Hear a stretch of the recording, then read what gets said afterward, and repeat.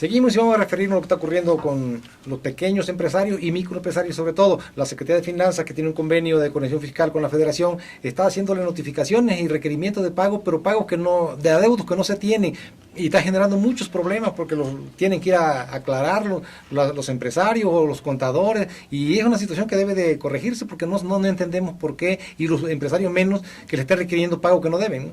Es negativo que muchas veces pues las autoridades establezcan metas, y entre esas, por ejemplo, hacer cierto número de requerimientos y los hagan sin ton ni son, porque esto habla de ineficacia también, que no tienen un control. Se supone que ya todo, ellos no se cansan de decir que ya todo lo tienen computarizado, que hay un gran control, que se puede definir quién ha pagado y quién no, y entonces estar molestando a la gente no tendría razón de ser si el gobierno fuera eficiente. Sí, esto es agregarle pues carga a los contribuyentes, sobre todo los pequeños que no tienen áreas contables y fiscales grandes, que tienen a veces llevar sus asuntos en los despachos contables, y también a los contadores, y esto no debe ser, no debe ocurrir. Y está bien que sí exijan y que requieran y que sancionen y que multen a quien no esté al corriente, pero no tienen que molestar a los que sí están al corriente, ¿no? Sí, y además muchas veces se critica solamente a la Hacienda a nivel federal, pero bueno, la Secretaría de Finanzas, que tanto habla de que trabaja, que hace bien su trabajo, pues aquí demuestra que tiene muchas deficiencias, lamentablemente. Claro, y que son costosas para las empresas estas deficiencias de ellos, ¿no? Que está molestando a la gente, sí, y que sí, por supuesto eso también les puede tener hasta costos políticos. Sí. Y queremos referirnos levemente a la renuncia de la subprocuradora que atendía cuestiones vinculadas con violencia de género, ¿no? Así es, la que era fiscal especial para atender todo lo relacionado con feminicidios, pues renunció. Primero se dijo que el gobernador le había anunciado que ella salía, después ella en su Twitter señaló que se iba por su propia voluntad.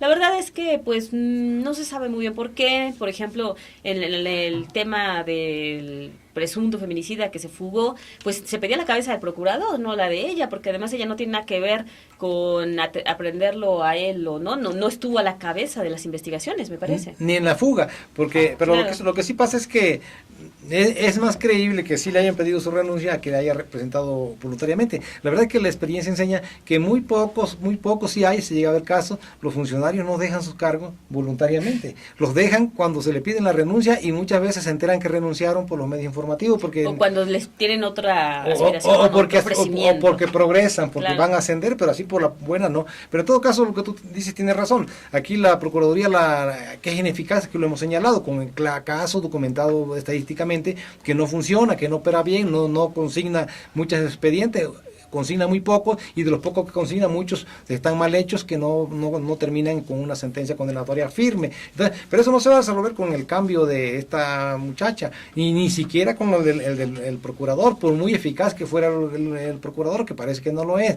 Entonces, aquí necesitan otras medidas muy a fondo, muy radicales, y una limpia, que a ver si hay voluntad política y de disposición a correr riesgo para hacerlo. Yo creo que no lo van a hacer, si ni siquiera han sido capaces de hablar los policías.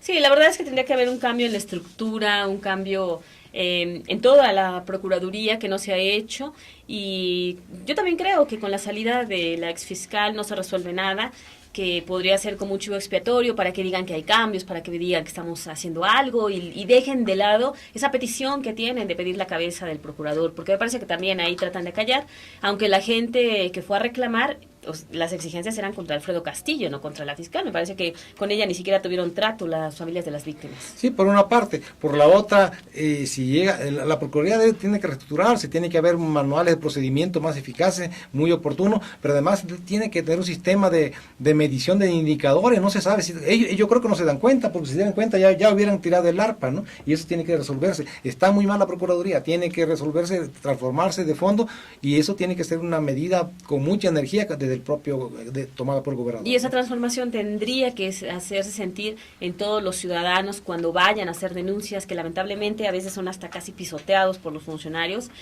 pese a que se supone que hay cámaras que están grabando para evitar que existan abusos. Sí, efectivamente hay una desatención y un desinterés. No ha cambiado, a pesar de que hay un nuevo sistema de justicia, el sistema de justicia penal, que supuestamente no iba a dar buenos resultados, pero siguen los mismos vicios, siguen las mismas deficiencias, siguen igual, exactamente. Y también sobre el mismo tema, pues, ya sea unos escapistas de algún periódico nacional le dijeron que es increíble que se haya zafado el coqueto, el asesino serial, esta persona despiadada, criminal despiadado, como dicen que ocurrió, que se quitó las esposas y todo eso, ¿no? Sí, que no lo pudo haber hecho solo, que tendría que haber tenido algún artefacto con el cual picar y ayudarse para zafarse.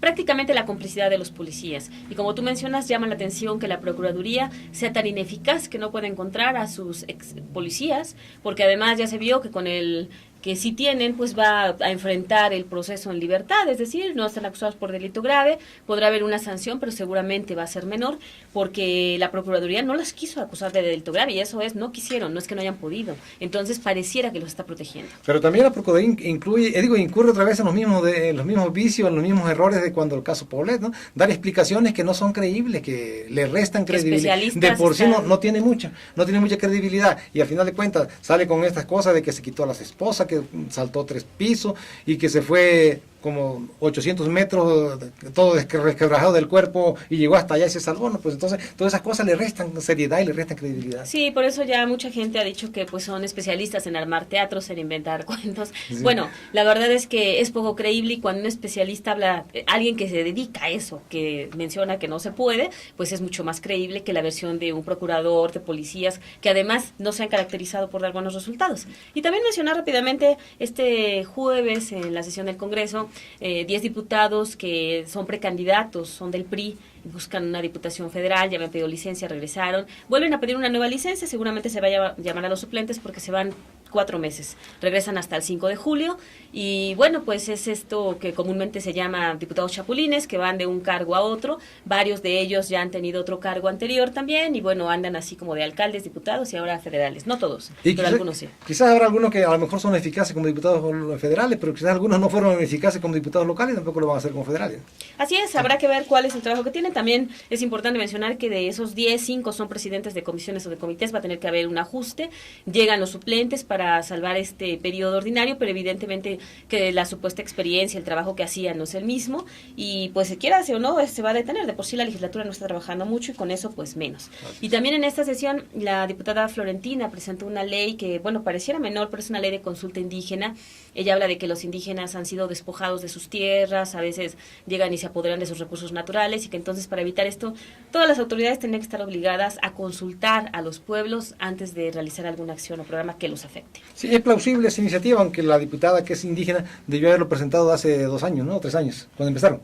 Sí, posiblemente. Porque sí, ya se van a ver si les da tiempo a sacarla. Exactamente, sí. Aunque bueno, hay diputados que no han presentado nada. Sí, así. Habría que ver. Pero bueno, sí, creo que incluso sin existir la ley, las autoridades tendrían que consultarlos, porque han sido víctimas de muchos despojos y de muchos abusos. Así es. Pero bueno, se nos ha acabado el tiempo, queremos agradecer que haya estado con nosotros. Macario, buena tarde. Buena tarde, y ojalá que nos pueda seguir en nuestra página www.jornal2030.wordpress.com.